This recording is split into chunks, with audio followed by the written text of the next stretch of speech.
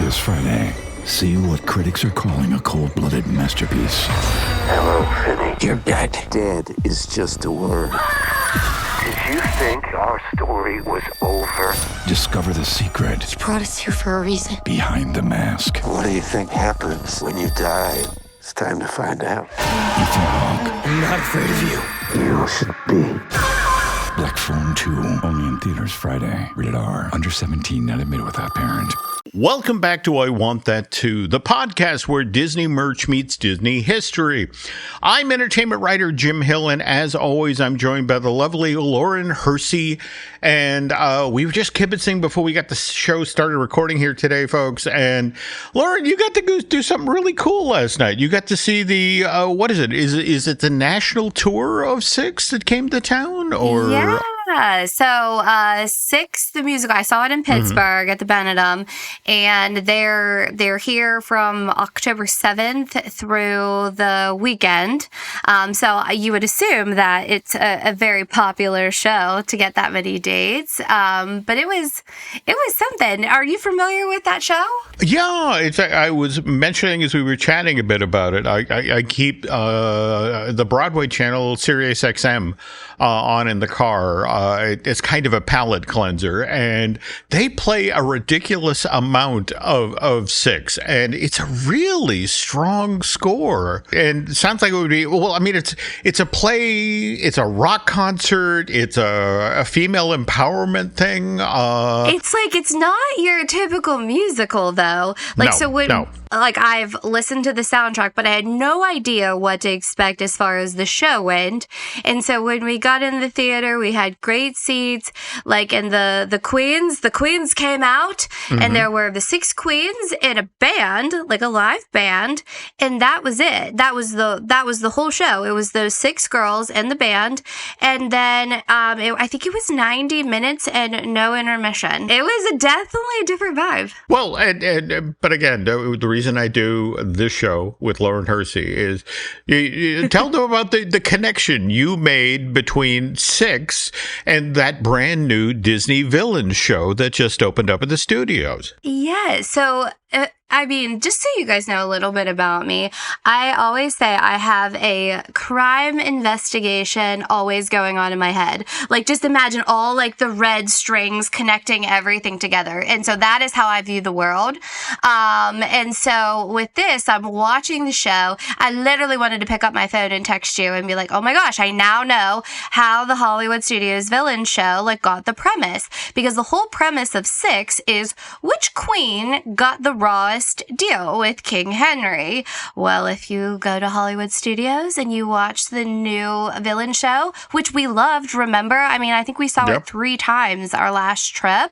I mean, the music is great. The flow is great. Like, you just drop out, Queen Catherine and replace her with Cruella de Vil, and you got the same show. Just saying. Wow. I feel like I know where Disney got the inspo. And I'm not going to lie, that's a brilliant bit of deduction there. And more to the point, if you figure out that the folks who work at the parks would have seen that show a year or two when it first debuted on Broadway. Years ago, yeah. That's smart. But anyway, glad you saw it. Glad you're here today. And folks, we got a lot of news to get to today, so I should probably get things started here. And as always, we have to acknowledge our sponsor. And this episode of I Want That Too is brought to you by our friends at unlockmagic.com, the same trusted team behind the DVC rental store and DVC resale market. So if you're planning a Disney trip, they've got the best deals on Walt Disney World tickets, including the lowest prices for party tickets for Mickey's Very Merry and Jollywood Nights. So visit unlockmagic.com to grab the best ticket deals and make your next Disney trip a little more magical. So, all right. So, okay, we've acknowledged our sponsors. So what's coming up in this week's show, Lauren? Yeah, so we have a jam-packed show, and we have a special special guest who has been there, done that. But today we're talking about something I've been asking you to cover forever, which is Disney's relationship with McDonald's and how they became the ultimate marketing duo. So we're going to talk about the origins of the Happy Meal Boo Buckets, because we still are in Halloween season, and even a Miss Splash Mountain deal that almost went to Burger King.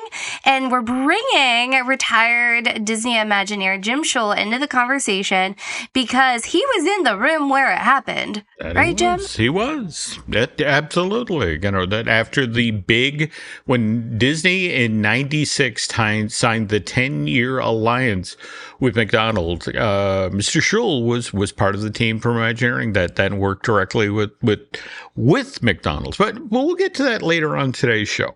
All right, so let's look at the news.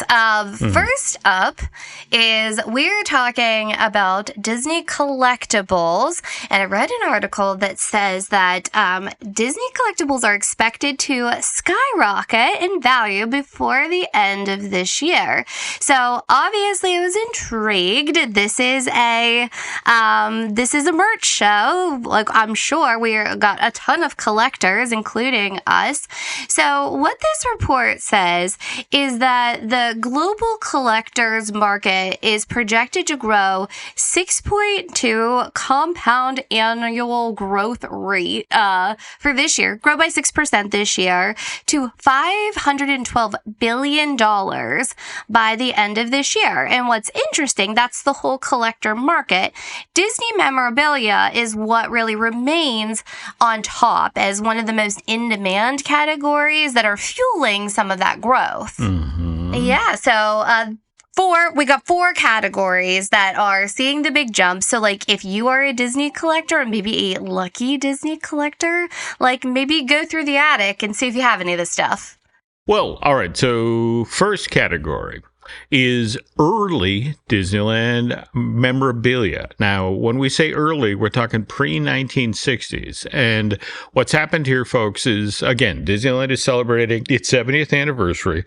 So we're seeing a surge in value from things from the first, not even the first decade, the first 5 years. And we're talking about opening day park maps, ticket books, attraction signage, which what's amazing is it's now that stuff is selling for 2 to 4 times what it previously sold for in 2020. I mean, for example, a 1955 opening day guidebook recently sold for $3,000, which it was far above the initial estimate. And now, mind you, want to caution folks, because again, right now this is white hot because again, the 70th anniversary of Disneyland, and what is it, Lauren? They're thinking that emotion is really driving a lot of this demand. Yeah, it's top of mind because of the anniversary, so that would make sense. Next up is animation cells from the Disney Renaissance, so 89 to 99. So what they're thinking is driving this one is there are millennial collectors like me who are starting to drive up the prices for the films that were a part of their childhood. So think like Roger Rabbit, Little Mermaid, Beauty and the Beast, Aladdin, Lion King, all the best ones. I think I told you we sleep to Sleeping Beauty. That's like our favorite thing on Disney Plus. But talking specifics, Little Mermaid cells that once sold for $500 are now going for between like $1,200 and over $3,000. With the Kiss the Girl cell selling for $1,562 specifically. And then, look at this one. The Beauty and the Beast ballroom dance is now listed for between like $3,000 and $7,000. So, like, that's like real money. Well, again, not to put too fine a point on this. Again, I'm old. All right. And back in, and I can actually give you dates on this, Lauren. I managed a cinema in Acton, Massachusetts, that had an art gallery in the same plaza where my cinema was. And they were among the very first art galleries in North America to sell Disney cells. And I remember going in there and purchasing images from the original Rescuers, the Aristocats, Pete's Dragon, and at the time it's like, oh my God, I am spending $40. Oh, what am I, crazy? Oh my God, and to look at these prices, I mean, that's nuts.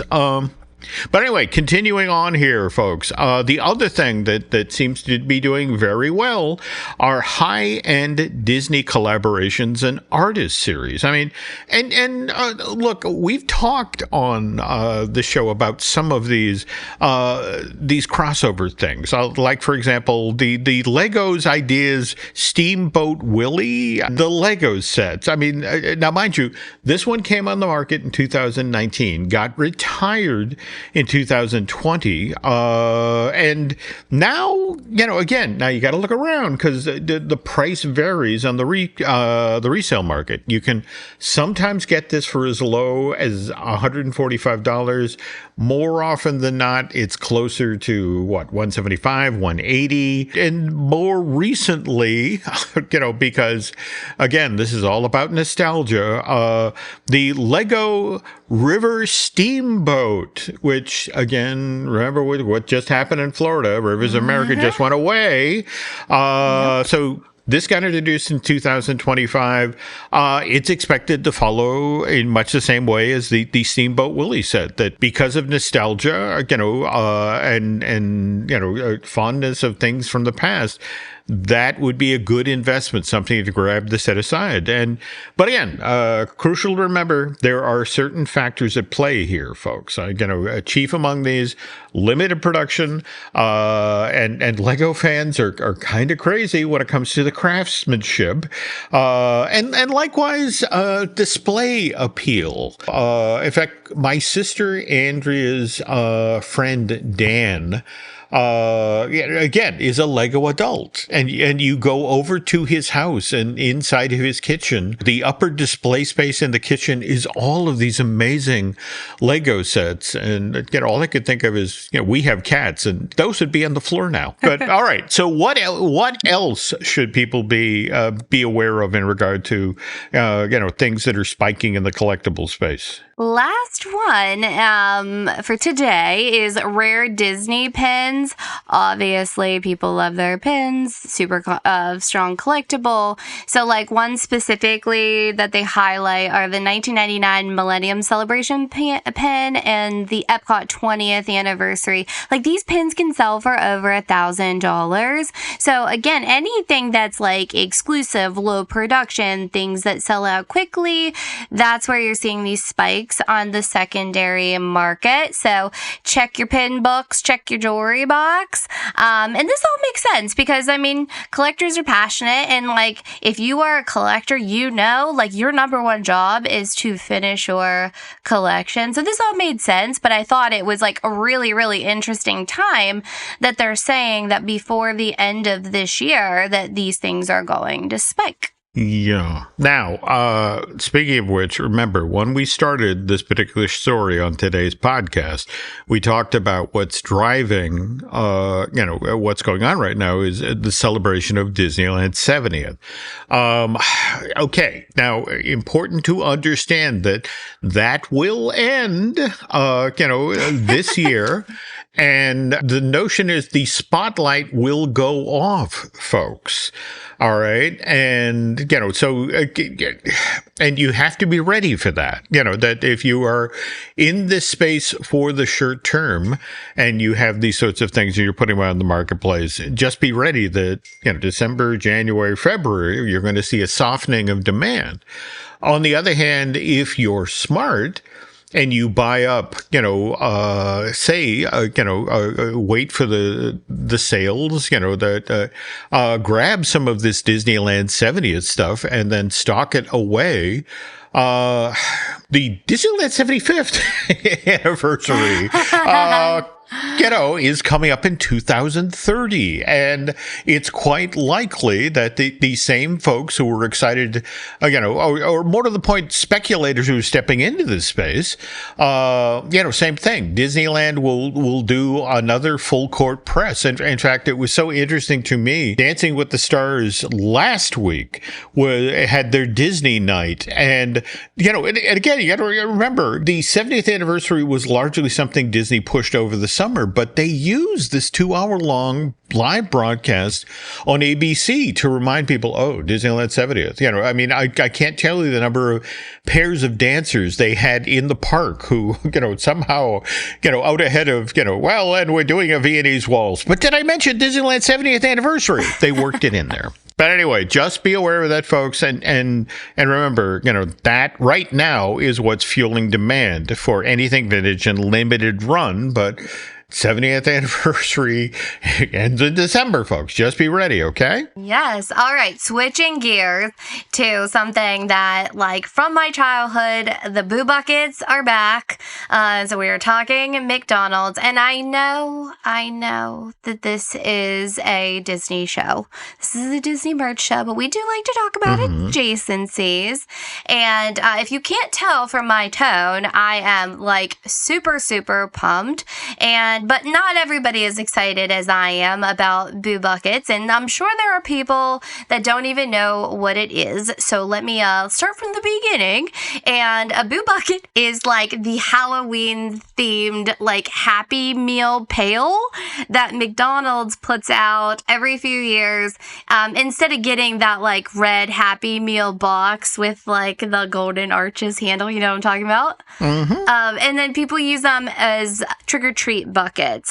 They usually are shaped like pumpkins and ghosts. And then this year, they added 3 new designs. So there's a total of 5, and we've got the white ghost and the orange jack-o'-lantern, and the green goblin, and then we have 2 new ones, which are the black cat and the red zombie. So there are 5 Boo Buckets, and you'll be able to get them at select McDonald's. I have to add the wall supplies last because I'm sure that the lines will be around the building in the drive-thru, but and they are very limited window, which they start on October 21st. So mark your calendar if you want to get a Boo Bucket. But they outside of the Happy Meal coming in the bucket, you also get stickers so you can customize them. I do not remember them coming with stickers in the 90s, but we're evolving here. So, Jim, can you tell our listeners how Boo Buckets even came to be? Because they are not new. No, they're not. In fact, what's kind of interesting is that Boo Buckets were actually first tested up in my neck of the woods. That McDonald's did them in 85 in the Boston area. In fact, they were all, to be fair, there were also a couple of stores down in New York that also did this. And based on the response, these are cool. They rolled them out nationally starting in 1986. Now, the first ones, first of our Boo Buckets here that actually had names, there was McPumpkin, McBoo, and McGoblin. But all 3 were orange, but with different faces. Very original. Well, I have to admit, I was looking at, as you were telling about this year's edition, and not going to lie, the black cat one is one I probably chase for Nancy. But yeah, these were orange, and again, right from the start, were meant to double as trick or treat pails. Now, By 1990, McDonald's has added a glow-in-the-dark ghost version. And then if we get to 1992, they get creative and they start, they add lids that also work as little cookie cutters. Do you remember those at all, Lauren? No, I don't. Okay, well, and again, they try new ideas and not everything was successful. For example, 91, they swapped out the buckets for vinyl Mick Boo bags, and fans were not thrilled. But anyway, as we move through the 90s, the buckets keep changing style, sometimes featuring McDonaldland characters or new shapes. But around 2016, they stopped making them all together. And what was interesting about this, Lauren, is, this is during our, people are taking recycling that much more seriously in the notion of how many plastic buckets has, McDonald's put out in the world. But, evidently, if we jump ahead to 2022, evidently, McDonald's is listening to the customers who are like, I don't care about microplastics. I want these back. So they bring them back. And that comeback in the middle of the pandemic, remember, is huge. Social media blows up. People who grew up with the originals are suddenly taking their kids to go get one. Yes, and now everyone is kind of trying to get in on the action, which I did not realize until a couple weeks ago. I was taking Miles and Lainey through the drive-thru at Tim Hortons, and they had a bucket, and I thought that that was strange with their Timbits. So I guess McDonald's knows that this is happening because they addressed it in their October 1st press release, saying that Halloween buckets are popping up everywhere like ghosts in the night. And hey, imitation is the most beautiful form of flattery. But let's be real. It's very... Right? I guess you have to laugh. You have to laugh at yourself. But let's be real. The only OG Halloween bucket, and it comes with a Happy Meal in it, like burn McDonald's.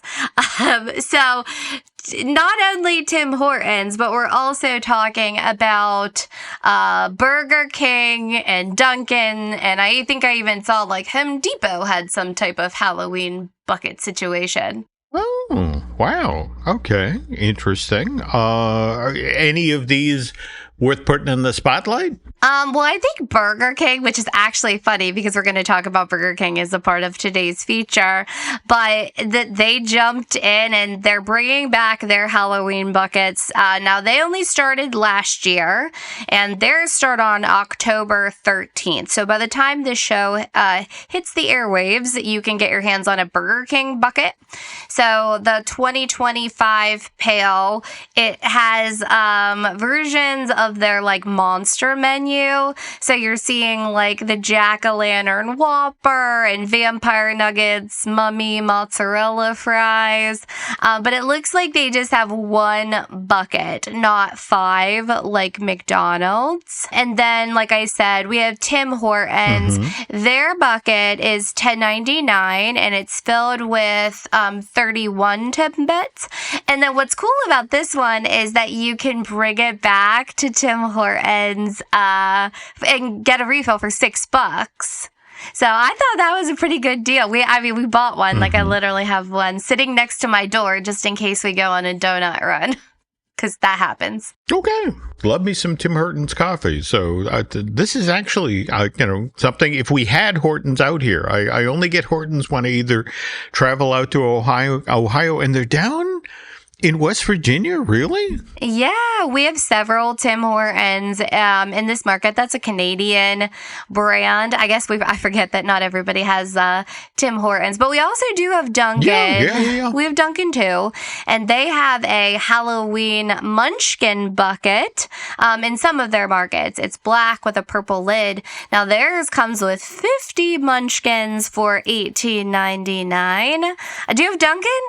Oh, of course, dear Lord. Out here, in fact, we have a road not too far away from our house here, 101A, where one time I was counting the number of Dunkin' Donuts that were on this one stretch of road from Nashua till Milford, New Hampshire, and it was like literally once a mile there was some variation on a Dunkin' Donut store. 17 of them on one particular stretch of highway. It was, there was a part of me that wanted to, it's like, can I physically stop at all of these and have a donut and a cup of coffee? When would my heart stop? At one point, but anyway. All right. Bringing this full circle here. I mean, it does make sense. Food and nostalgia, powerful combo, especially when you mix in a little bit of imagination, which brings us to today's feature. So if anybody has mastered that art of bringing food, nostalgia, and creativity together, I think that it is Disney and McDonald's. So no one knows that better than Jim Shull, which we will get to after Jim gives you a little bit of history with Disney and McDonald's, right? That's right. Now, but before that, there's this. The family that vacations together stays together. At least, that was the plan. Except now, the dastardly desk clerk is saying he can't confirm your connecting rooms. Wait, what? That's right, ma'am. You have rooms 201 and 709. No, we cannot be 5 floors away from our kids. The doors have double locks. They'll be fine. When you want connecting rooms confirmed before you arrive, it matters where you stay. Welcome to Hilton. I see your connecting rooms are already confirmed. Hilton, for the stay. Finished training for the day? Time to fight post-workout fatigue with Core Power Protein Shakes. They're packed with 26 grams of high-quality protein to build muscle and electrolytes to help hydrate. The nutrition you need to help your body replenish, rebuild, and repair post-workout so you can power on to the next one. Champion your recovery with Core Power. Visit corepower.com to learn more. Big news. Sephora is now on Uber Eats. So if you find yourself facing a beauty emergency, like needing a last-minute gift, or you're just out of your favorite mascara, again, don't panic. We got you. Order now and get $10 off on Sephora orders of $50 or more on the Uber Eats app. Order now. Offer ends October 30th. 1 order per customer. Additional terms apply. See app for availability. Delivery fees may apply.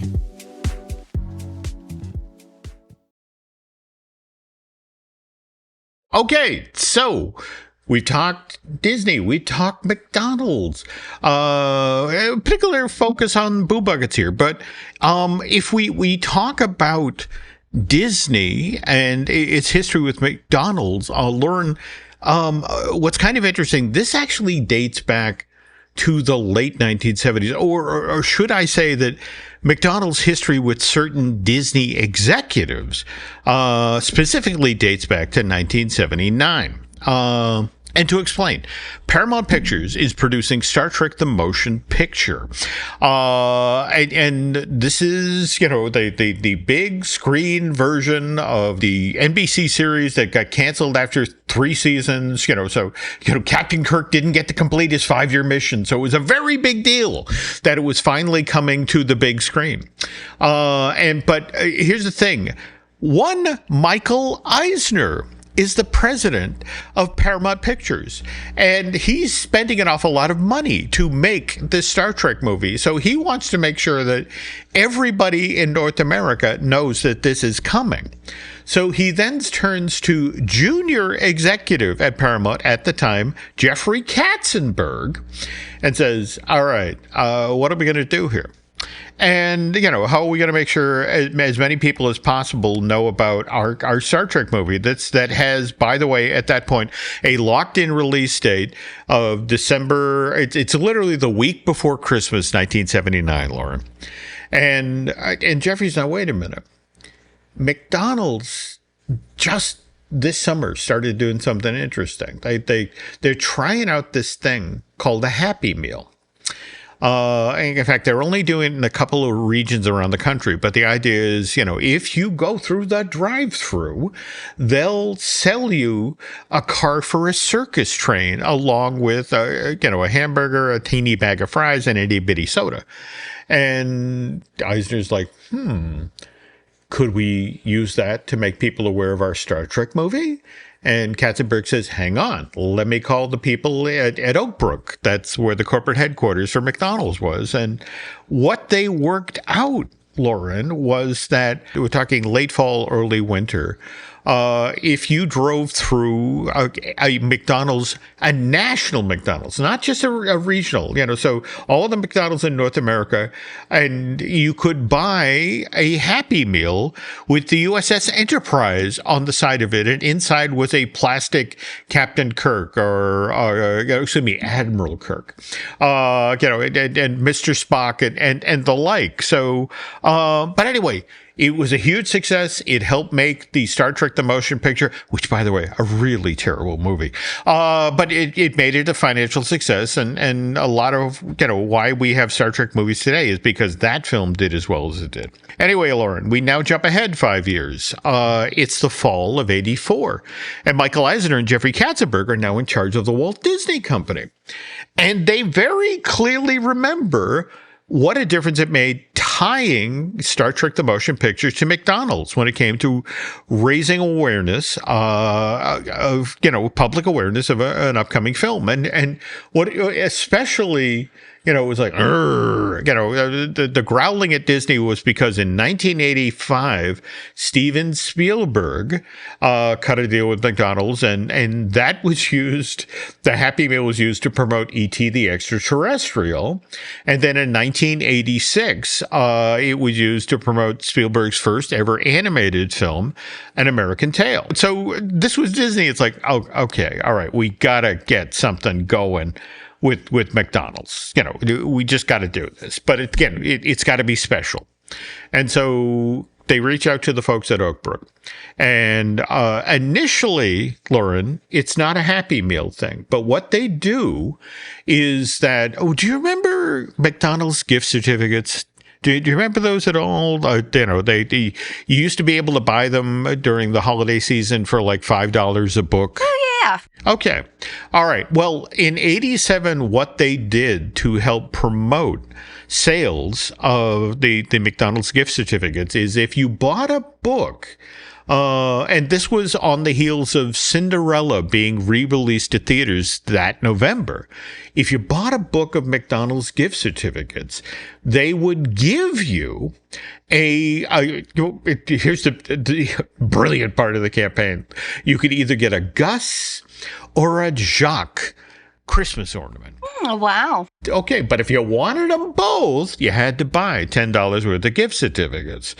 And, and as it turns out, there were enough crazy Disney fans, who, well, I have to have both of Cinderella's mice, so, that year, effectively, sales for the gift certificates McDonald's went through the roof. And so, and McDonald's is like, oh, please, Disney, we have to work together more. Let's talk. All right. So we now jump to 1988. And that's the year where we get three different Happy Meal promotions. We get, one of them is used to hype the then brand new, the original DuckTales TV series.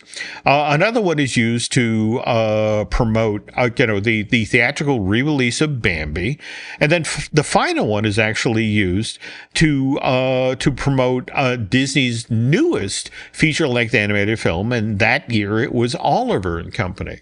And by the way, Lauren, on a parallel track, McDonald's also, summer of '88 was when Who Framed Roger Rabbit came out, and they sold, I want to say there were 4 cups you could buy, as part of your, the adult meals that had Roger Rabbit characters on them, and people went crazy for those as well. And anyway, so now the Disney parks who are standing outside of this and seeing how well the films are doing on the back of this cross-promotional effort with McDonald's. They're like, well, we want in too. So we jumped to 89. We have a Happy Meal promotion that then promotes Mickey's Birthday Land at the Magic Kingdom. And likewise, that very same year, we get a Chippendales Rescue Rangers Happy Meal that offers 4 different toys. And by the way, folks, Lauren and I were talking at the top of today's show about, highly prized collectibles and these sets that I have just mentioned, the DuckTales, the Bambi, and the Oliver and Company from 88, likewise, the Mickey's Birthday Land and the Chippendale Rescue Rangers one, these command top dollars among McDonald's collectible fans because they're among the very first. Now, Lauren, now you have to understand there are the national campaigns with McDonald's and then there were the regional campaigns with McDonald's. And in the case of the regional campaign for McDonald's, the Southern California franchisees decided that, Disneyland was building its first brand new thrill ride, a Flume attraction. And, it was one of these things where it's like they went to Disneyland and said, we would like to sponsor that. He said, really? Splash Mountain, you want to sponsor that? And I mention that, folks, because if you Google right now, Disneyland, Splash Mountain, and concept art, there is this 30-page book out there online that is literally the presentation to the McDonald's franchisees about how, you walked into Disneyland and it was like, here's the Splash Mountain sign with the McDonald's logo on it. And here's the Hungry Bear restaurant there, but it's selling McDonald's food. I mean, there was this whole plan in place. And it was all ready to go. Unfortunately, Splash Mountain was not all ready to go. Lauren, this ride was originally supposed to open for Thanksgiving of 1988. And for reasons that we won't get into today, it opened 8 months late.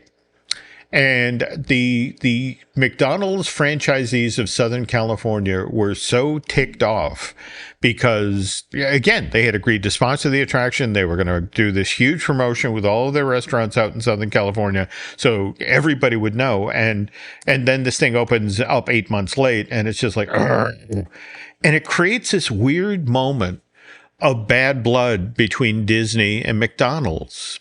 And in fact, what's interesting, Lauren, is that it's not just bad blood in Southern California. It's bad blood nationally. Oh. But here's the thing. Burger King has been standing there watching what's been going on with Disney and McDonald's, and they get wind of the fact that, they're fighting. Oh, okay, hang on. And they reach out and scoop the rights to do toys for, I guess Burger King, they don't do Happy Meals, they do Kids Club meals. But they scooped the rights for toys for 5 years out from under McDonald's. And mind you, Lauren, this happens right after McDonald's gets to do toys based on The Little Mermaid. And it's one of these things where Disney suddenly has their first hit Disney Princess musical in decades. And they're like, okay, we're sorry about the Splash Mountain thing. Please come back. And it's like, well, no, we signed for 5 years with Burger King. And as a result, Burger King is the company that has the Disney account. Think about it, Lauren. This is now 91 through 96? So that's Beauty and the Beast. That's Aladdin. That's Lion King. And the topper, the absolute topper, it's Toy Story. And it's one of these things where McDonald's just sits there and just sort of loses its mind because, here's this, we were just talking about the second golden age of Disney feature animation. And here's Burger King profiting hugely off of it. And the kicker was that there was a few opportunities during that 5-year period for McDonald's to grab a single standalone campaign from Disney. In fact, they did one for Snow White and the Seven Dwarfs, the re-release of that, and they did one for Walt Disney World's 20th. And those were the biggest McDonald's Happy Meal campaigns of those years. They sold the most. And finally, McDonald's is like, oh my God, all right, we can't let this happen again. And they go to Disney and they say, look, what is it going to take for us to get back together? And Disney's like, well, how big a commitment are you thinking? With the notion that Burger King had managed to get Disney away from, McDonald's for 5 years, McDonald's came back and said, how would you feel about a 10-year deal? And it's like, and Disney's like, sold. And that happens in 96. And when we get back from this break, we're going to be talking with a gentleman who was working for Disney at the time and was in the room, as Lauren mentioned, when, Disney and McDonald's began talking about how are we going to collaborate over this 10-year deal. But first, this. This episode is brought to you by Indeed. When your computer breaks, you don't wait for it to magically start working again. You fix the problem. So why wait to hire the people your company desperately needs? Use Indeed's sponsored jobs to hire top talent fast. And even better, you only pay for results. There's no need to wait. Speed up your hiring with a $75 sponsored job credit at Indeed.com/podcast. Terms and conditions apply. My marathon isn't about time. It's about my 26 friends with intellectual disabilities I'm dedicating each mile to. I'm Joseph. I'm running my first Bank of America Chicago Marathon for Special Olympics Illinois to help give my friends a place to shine. Join Bank of America in supporting Joseph's cause. Give if you can at BofA.com/supportjoseph. What would you like the power to do? Bank of America. References to charitable organizations is not an endorsement by Bank of America Corporation. Purina believes no one should have to make the impossible choice between their own safety and their pets. But nearly half of domestic abuse survivors delay leaving because they can't bring their pets with them. Through the Purple Leash Project, Purina is helping create more pet-friendly domestic violence shelters so survivors and their pets can escape and heal together. Visit Purina.com/purple to learn more. And we're back.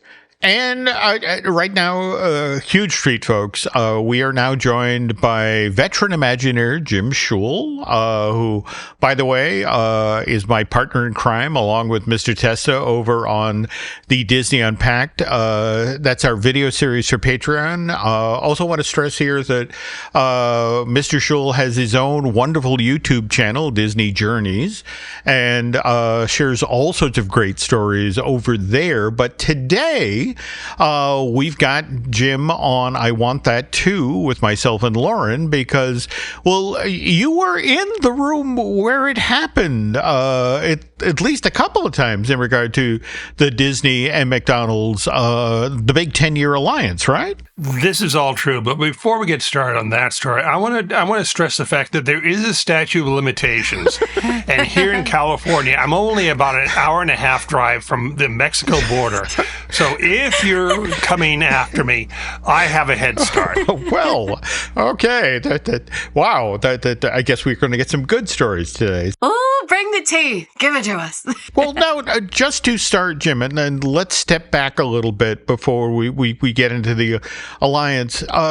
Again, when Disney and McDonald's were in the wooing phase, so to speak, out ahead of formally announcing this 10-year deal, can you talk about the compare and contrast that Disney did with to the effect of, well, look, yes, you could continue on with the Steven Spielbergs of the world, but why would you want to do that? Well, the reality is, if you look at the facts, Steven Spielberg is a gifted filmmaker. No one will ever, counter us on that or argue with us for that matter. But Steven Spielberg, when he came up with American Tail, that was a one-off. There was not a studio that was making one of those every single year. Where Disney, on the other hand, was in that marketplace. Every 2-3 years, there was going to be a feature animated film from Disney. And every year, they're going to re-release a feature animated film classic into the market. There were also going to be live action films. They had the tie-ins with the parks. They had consumer products, and they had television. So they could walk into McDonald's there in Oak Brook and lay out this menu of content that they would be able to link McDonald's to. And McDonald's looked at it and said, well, I could have one American Tail, or I could have an entire year's worth of programming content from Disney. So I'll let you guess which company McDonald's went with. And by the way, Lauren, Mr. Shull is not wrong. The very first year that McDonald's and Disney were together in this 10-year alliance, there were 8 different, Disney-related Happy Meal promotions. And the interesting thing is we're not talking about 8 different toys. We're talking about 8 different, what would they do? 4 and 5 weeks at a time, Jim? Oh, yeah. It really depended upon what they were doing, but a lot of it was being done based upon region. So, for example, Disney had an agenda where they really, really wanted to promote Disneyland Anaheim, the Disneyland Anaheim Resort. So that's Southern California McDonald's. Whereas in Orlando, they really want that region to be talked about. And so as a result, they would do seasonal. It's getting time for you to plan your trip to Disney World. Well, we just so happen to have a wonderful Happy Meal in your child's food bag that just so happens to be a toy of a new ride that we just so happen to be opening just in time for you to come to Orlando.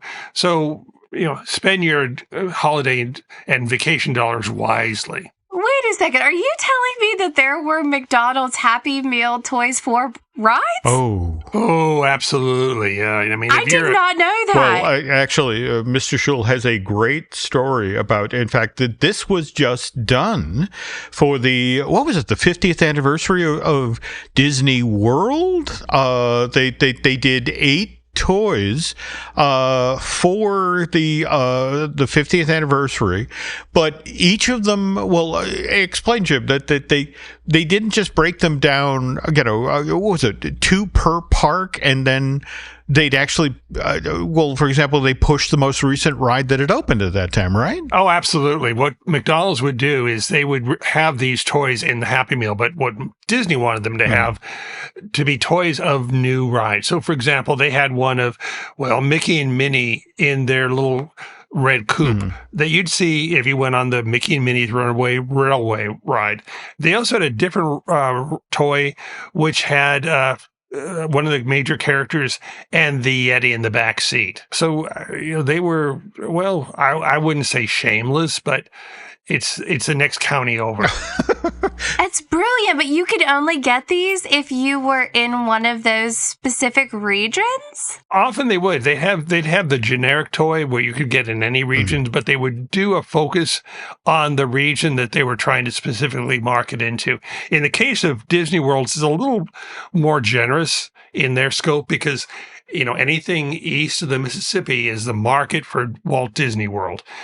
In California, it's a little more regional. But back to this, when it came time to do the Walt Disney World set of toys, back in the day, one time you could find your Happy Meal, the Countdown to Extinction dinosaur vehicle, which was being driven by Minnie Mouse. Not just any Minnie Mouse, because we talked a moment ago about agendas.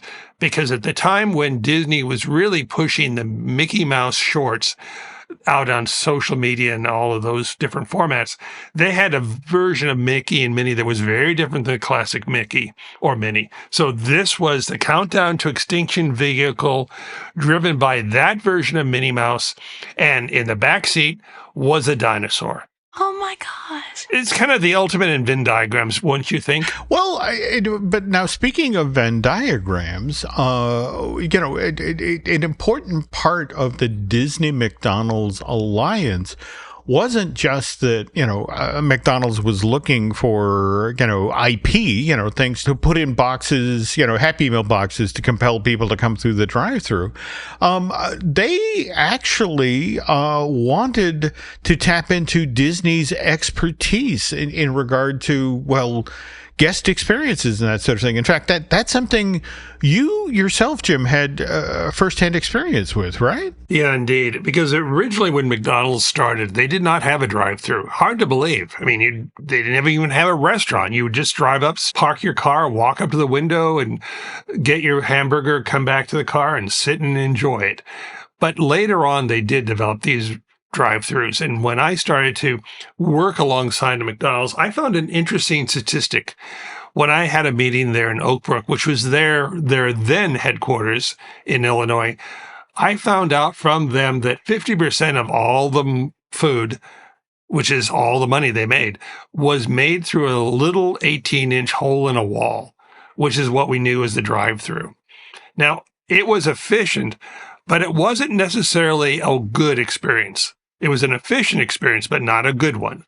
So Disney played a role in lending a few of us Imagineers to them to try to brainstorm some ideas. How can you make the experience not just efficient, but fun? How do you make the drive-thru fun? I mean, it's fun for the mom because you don't have to schlep your kids out of the car and now they got ketchup all over their face. But how do you make that fun for anybody? Well, your ketchup on the face story means that you must have been talking to my mom. But young Jimmy, he could play riot with those little ketchup packets, which I believe are the devil's tool. But I digress. The couple of things, Disney could lean in and help them with the graphics because at this time McDonald's was just starting to develop electronic menu boards. Mm-hmm. So as you drove up, it wasn't enough just to simply have on a TV screen the fact that you could buy a Happy Meal or a hamburger with cheese or no cheese or onions or no onions or however you want it. But, can you put in fun type? Can you put in fun colors? Can you maybe sprinkle some pixie dust on the screen? Make it a more enjoyable experience, at least not a painful one. Well, it's so interesting you bring up the video menu boards because this is the part of the Disney McDonald alliance that fascinates me. I mean, again, they cut this deal in 96 and then in 97. In fact, a lot of you folks probably remember this. There was a giant McDonald's that was actually built in the middle of, back then it was known as Downtown Disney. But this was, in a weird sort of way, it was a McDonald's right there on Walt Disney World property. But at the same time, it wasn't just a test kitchen because they would try out potential new menu items for other parts of the country, but entire different concept. In fact, isn't that where the video menu boards were first appeared in any McDonald's on the planet? Yeah, Jim, I believe you're right. The reality is that McDonald's got a restaurant there on Disney World property, which allowed them not just have customers, but the right customers, because the reality is a lot of Disney's customers fit exactly the McDonald's prime audience for the fast food window, which were moms with, 2.3 kids in the back seat of the SUVs who are fidgety, but they would eat McDonald's. And so as a result, it allowed, things like McDonald's could swap out menu items. And for a long time, there were people who really had to have their McRib sandwich who would go way out of their way to go to that McDonald's to get it because it was not just seasonal, but it was also exclusive. And McDonald's could play a lot of tricks and games like that. It was a great place for focus groups and research to be done. Interesting you bring that up because the other McDonald's that was built on property after this Downtown Disney one, in fact, I know a lot of our listeners are familiar with this. In fact, Lauren, you've probably seen this one yourself. The McDonald's that's on Buena Vista Drive at Walt Disney World that's between Blizzard Beach and all of the All-Star restaurants. And that one, Jim, fascinates me because it's been reinvented at least 3 times now, right? At least it's 3 times, and it's a Rorschach test for casual and fun dining. It's been, well, there was a point where it was festooned with giant French fries and arches and icons of the company. Now it's huge, but it's very much more of a low-key, more subtle, more of a Mac Cafe vibe to it, more upscale. And it's a good example of how McDonald's transforms itself. And it's very interesting also to me because typically in Disney World or in Disneyland, once Disney builds a structure, it stays until they have to take it down. But McDonald's was not precious about this restaurant. When they built it, they built an upscale version of what they typically would build. It's not even as big as the one that they have there nearby in I That's Drive. Right. Yeah. That's like the world's biggest McDonald's, though. It is. We went there last summer. In fact, Alice made me take her there during one of our trips to Florida because they have the Mac Tonight animatronic up on the second floor. So Yes. Okay, so I have a question, Jim. Shoot. So you're talking about the desirable audience, that Disney had the right type of people. And if you're looking at that location specifically, was there any rationale that like it was because it was by the All-Stars and that people staying at a value resort would be more likely to go to McDonald's than like putting it by like the Grand Floridian or the Polynesian, like demographically? Lauren, excellent question. But I would submit to you, probably the market that had dined before with their tie and coat at Victoria and Albert's probably wasn't going to be, rolling over to McDonald's for a 3-course Happy Meal. Not the same market. It's more likely also that they built it there because that was the path of expansion for the resort at that time. They were moving that direction for Blizzard Beach, for the All-Stars, for eventually Animal Kingdom, and Coronado. That's where they were already moving. So McDonald's had a piece of land that they could put a really big restaurant right there. And by the way, we were just talking about, again, the McDonald's being reinvented on Disney property. And it's worth noting, I think just recently, the Disney Parks blog shared images of the Disney Village at the Disneyland Paris Resort. That too is being reimagined for the 2025 fast food connoisseur. Yeah, and it is. It's amazing. Again, McDonald's already had a multi-story building on that site, which they tore down to build even a bigger multi-story building. This one is going to be very contemporary, very modern, and very much a 3-story facility. Got it. Hey, Jim, I am dying to know, though, going back to like the 10-year deal, like Jim Hill said that you went to the campus. Like, can you tell me what that was like? Being there, like the home of McDonald's? Lauren, I never thought you'd ask. When the first time I drove onto the Oak Brook campus there at McDonald's, which they've since moved because they moved downtown, it was a very large forested area with lakes and low-slung multi-story buildings that were hidden in the woods. There was public art. There was a full hotel that I stayed in. They had a restaurant that was equipped to provide you anything you wanted that McDonald's had ever made. Things that you had long forgotten were there in that restaurant in the corporate headquarters. They also had a museum wall of all the Happy Meal toys, which I tried. There's absolutely no truth to the rumor that one of the toys that's missing found its way into my backpack. It never happened. Never happened. But I remember that one time they did point me to a closet, and I said, well, do you have anything extra left over? And I don't know. McDonald's had one set of Happy Meal toys that I loved, and they gave them to me. And what it was Transformer Happy Meal toys lineup, which every single toy, be it a fry or a hamburger, would transform into a toy.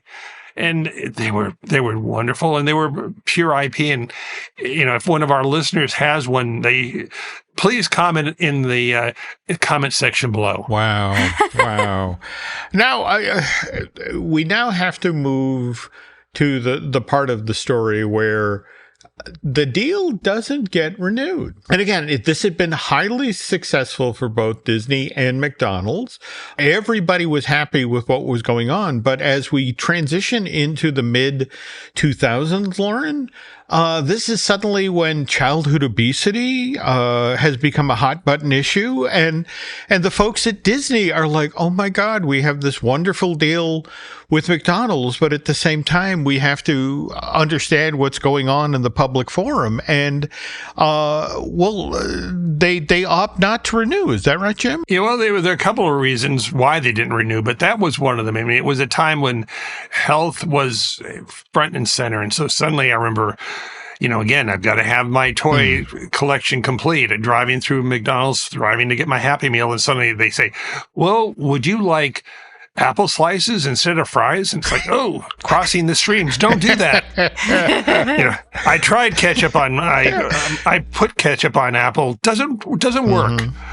But yes, it was a time when they offered milk instead of soda. They really pressed the needle in being health-wise. Yeah. And what was fascinating is when Disney and, McDonald's, went their separate ways. I mean, the interesting thing is the entertainment world had changed. McDonald's didn't miss a beat. I want to say that the week that the Disney deal expired, if you drove through McDonald's, you could pick up Happy Meal toys that were keyed off of Shrek the Third. There were other companies out there that were doing full-length animated film. I mean, the world had changed. The world had changed, and let's remember that it takes months to make a toy. You've got to go and get the approvals. You have to do the sculpts. You have to contact that factory that'll make 100,000 or more and package them and send them by freight to the regional distribution area that then sends them out to the individual McDonald's franchisees. So they, when you say that they had that the next week, the Shrek toy, well, that meant they really started a year before in order to deliver the Shrek toy. Jim, I don't know. I don't want to get sidetracked, but every time I think about Disney and McDonald's, I just want to know if this was at the same time. Were there really McDonald's French fries in the parks up until this? Up until that deal ended? Was that a thing, or is that a rumor? No, that was a thing. But as Jim and Len and I have talked before, Disney World and Disneyland are two completely separate companies. They have their own different agenda. So in the case of Disney World, there was no big deal about having McDonald's not just have a restaurant in the park, which they had at Animal Kingdom, but actually sponsor the entire land of Dino Land USA in that park. In Anaheim, though, as we turn our attention there, they didn't have a restaurant in the park, not in Disneyland at least. They did eventually when Disney California Adventure opened, they had their own restaurant. But in Disneyland, they were relegated to just a fry cart. Now, it's probably the most expensive fry cart that's ever been built. But because it was fully themed, it was there in Frontierland. It had wheels. It looked like an old wagon.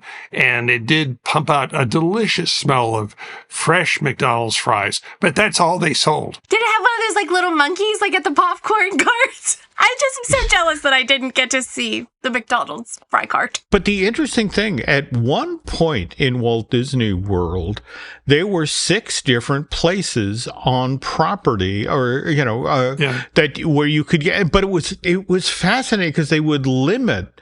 I mean, for example, one place would sell fries and McNuggets and Coke, and I want to say that Jim was just referring to Dino Land USA, which had Restaurantosaurus, and it was just the notion of you could get 1 or 2 McDonald's sandwiches, but not the full menu. And in fact, to bring it full circle, Jim was just referencing, for example, it was called Burger Invasion. That was by Paradise Pier. Burger Invasion, since you brought it up. Burger Invasion is very typical of a time in Disney's past where they leaned heavily into puns and googie architecture. So there in Paradise Pier, next to Mulholland Madness, which is a Mack Wild Mouse coaster, they built this, spaceship But it wasn't just a spaceship. It was a hamburger. Not just a hamburger, it was a cheeseburger. And it had rocket legs. And so you'd walk up to the cheeseburger and order through the window your McDonald's meal. And just like in Florida, you could get, well, I'd like to have a cheeseburger. Okay, you can have that. I'd like a double cheeseburger. Oh, no, you can't have that. Well, I really want it. Oh, well, you can go across the street Yes. out of the park, across Harbor Boulevard, where we have a McDonald's restaurant that'll service all of your culinary needs. Because that's how they did it. No, that Shull is not wrong. In fact, one of the most profitable, busiest McDonald's in Southern California, it was and still is literally across the street from Disneyland. And there was this negotiation to the effect of, we're going to have McDonald's food in the park, but not the whole menu. If you want the whole menu, you can go over there and get it. But it was such a strange time. Well, it was a strange time, but it was a valuable location because many a Disneyland management meeting started there in the park. And around lunchtime, when people were peckish, it reconvened across the street at Harbor Boulevard in the McDonald's. But I don't, and they came, and the executives came back with Happy Meals, so all was well. Well, now, speaking of coming back and Happy Meals, again, we referred to Disney McDonald's going their separate ways in 2007 or thereabouts, again, with childhood obesity contributing to this. But this is now, or that's then, and this is now. And in fact, Mr. Shull, we were just yesterday when we were prepping this show, you came across, what was it? It was the McDonald's toys for 2023. And do you remember how many Disney-related toys they gave away in 2023? Well, be prepared to take out a loan, because if you wanted to, at that point in time, you'd be digging deep into your wallet because you had to buy 62 different Happy Meals, if you're lucky, to get all 62 toys. That is absolute madness. And I know that we have listeners that are Happy Meal toy collectors, especially for Disney. And some of them go for big, big bucks online. That is it's almost mind blowing that there were 62 Happy Meal toys. But there's a market for it, Lauren. I mean, people want them because, again, the idea is that these toys especially, were meant to be played with. I mean, it hit the sweet spot where a child would eat the McDonald's food and they would play with the McDonald's Happy Meal toy. If they were Disney, great. Disney was happy because they were, basically marketing whatever they were trying to sell, which is why when you get into the fine print for things and campaigns like, the 50th for Walt Disney World, at one time they had a campaign where they released a number of these toys, and there were 8 in one series. And if you look closely, you'll see among the 8, they're distributed in sets of 2 to represent each one of the parks. So that's why you have the Yeti riding with Goofy to represent Mission Everest. The other part of what's fascinating about the timing of when Disney and McDonald's separated, so to speak, in 2007 is, in a weird sort of way, it couldn't have come at a worse time, because think about it. Just 2 years later, Disney acquires Marvel. And then, 3 years after that, they've got Lucasfilm. And, we just talked earlier in the segment about, how what was appealing about being in bed with Disney is you could base toys on, a live action film. You could base toys on a re-release of a classic film or a television animated show or the brand new animated feature or something from the parks or Pixar. And now suddenly, there's even more popular IP. So that's the interesting thing. That's kind of why they wandered back together 10 years down the line. And these days, and in fact, it's so funny, Mr. Shull mentioned, you got to go through to the drive-through and collect your toys. I mean, I'm not going to lie, the number of Marvel related toys that, I'm the 66-year-old man who drives up to the drive-through window and is like, do you have the Red Hulk? And it's like, sure, sir, please show me the child you're going to be handing this Happy Meal to. And it's like, no, there is no child. I need a Red Hulk, though. No, but there was a time that if you were asked nicely, McDonald's would actually sell you the Happy Meal toy without buying the food. They still do that. In fact, they do. Yes. Now, mind you, the weirdest little bend on this story is that because there are adults like myself out in the world, every McDonald's at the start of a campaign is, in addition to the giant cardboard boxes full of the individual toys, is sent a smaller white box that is literally labeled customer satisfaction box. And with the notion that inside of that is, I want to say, 3 or 4 of every single toy in the campaign for the whiny baby adult man like myself who wanders into McDonald's and is like, I want my Red Hulk. And it's like, well, that part of the campaign is over, sir. But hang on, let me go to the customer satisfaction box and see if we still have a Red Hulk in there. That's their version of pixie dust. Very cute. Okay, but I have to ask.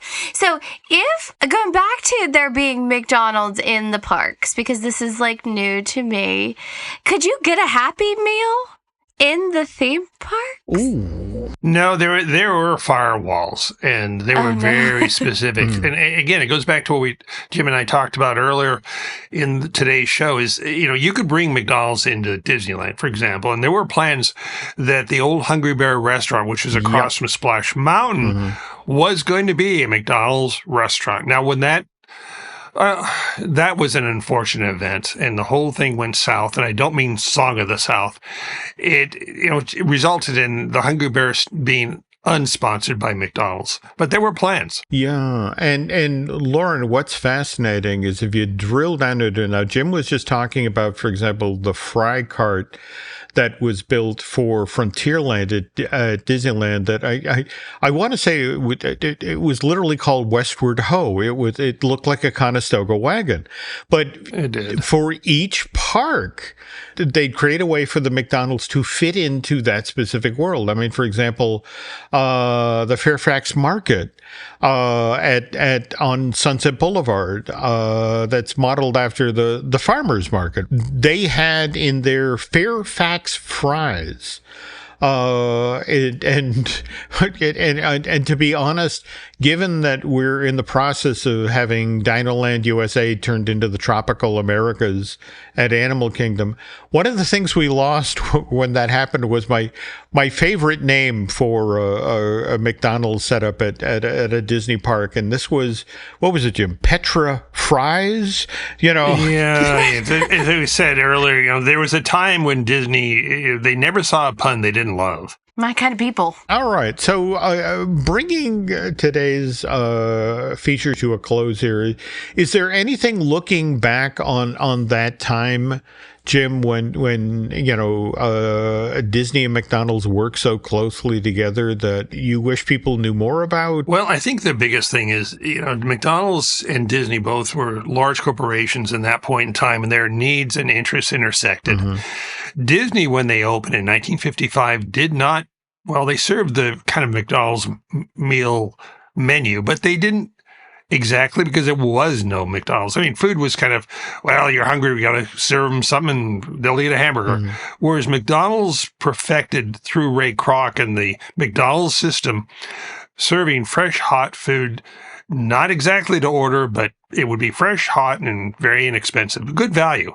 And when they brought in Ronald McDonald, they started walking down that path of having their own character set up. But they realized there were greener fields elsewhere, and whether it was a Disney or later on a DreamWorks, they wanted to be in bed with these companies that had a lot of IP. And so they had the whole division based upon that. And in McDonald's, they would bring people down to Florida who were specifically ordered, who had their job on keeping those relationships, hot and fresh and piping hot to your table. Oh, okay. All right. And on that note, I don't think we can top that. So, well, anyway, Mr. Shull, thank you so much for coming on. I Want That Too, and helping us shine a spotlight on Disney McDonald's. Especially enjoyed your memories of getting to Oak Brook and there at Hamburger University. But again, want to remind folks that if you enjoy these sorts of stories, well, you can, check out the stuff that Len and I do with Mr. Shull on Disney Dish. Again, our video series for Patreon. But at the same time, Jim has his wonderful YouTube channel, Disney Journeys, where every Friday you get a fascinating story from his career at Disney. In fact, do you want to talk about what you're working on this week? Well, we're going to be talking about the very best of all Frontierlands. And absolutely will not take any, guff from anyone who says that Frontierland and Euro Disneyland is not the best. And we'll get into that deeply on the next Disney journey. How cool. Let me also say, as always, it's great talking to you. And Jim Hill, I do hope you get that Red Hulk, because I know that you get testy. I do. The Red Hill Hulk. But on that note, I do think it is time to close up shop for today. There it is. By the way, if you want to keep up on everything happening across the Jim Hill Media Podcast Network, please follow us on social. And don't forget to check out our Patreon for bonus shows and easy access. Yes, and if you have questions, we love to hear from you. Send us a message. Send us an email, jim@jimhillmedia.com, or I'm at laurenhersey.com. And that does it for today's supersized episode. Thanks for listening, and we'll see you next time on I Want That Too.